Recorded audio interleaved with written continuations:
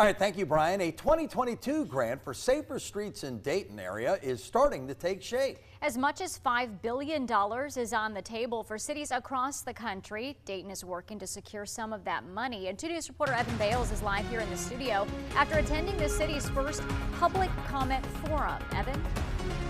Yes, Brooke, Jack City engineers unveiled new data showing the extent of fatal car crashes to both pedestrians and other drivers in the Dayton area and how they want the community's help to fix it. Any serious injury or fatality on the roadway is unacceptable, and what we'd like to do is help you find that way towards having fewer, if not zero, of those happen on your community's roadways. From 2019 to 2023, 684 people were involved in serious car crashes within the city of Dayton. Out of the 684, 97 of those crashes resulted in deaths. While the majority of those accidents involved only automobiles, over 100 were pedestrian involved and nearly 100 more were bicycle and motorcycle involved. I think we've been, motor-centric culture as a whole across the nation.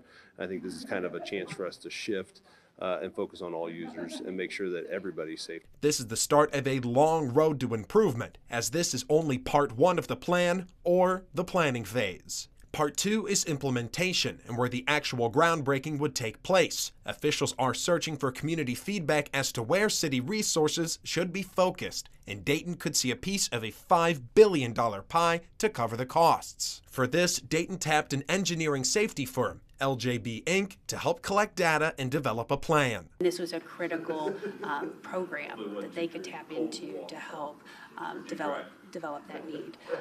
We're thrilled that we've been able to help them. LJB's consultation was covered by Phase 1 of the grant provided by the infrastructure bill. Some residents also attended the meeting, both virtually and in person. I spoke with a UD student who attended for a class, but says she doesn't own a car and relies heavily on the pedestrian infrastructure in the city. I would say as a pedestrian, there's definitely been times where I felt unsafe just walking between different roads and streets. So I can definitely understand why there needs to be a safety plan implemented.